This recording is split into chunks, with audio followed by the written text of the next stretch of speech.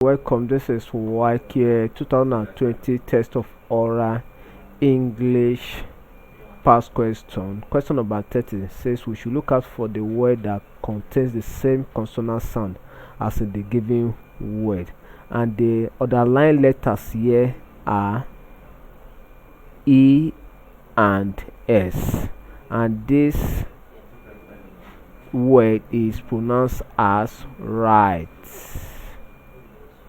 Right. So option A is pronounced as words.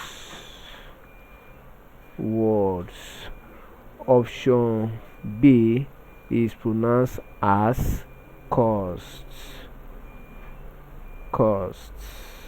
Short or sound. Option C is pronounced as wine. Option D is pronounced as die. To die with someone, die. So by this, the correct option is option A, because option A has S in the transcription sound, likewise the given word. So option A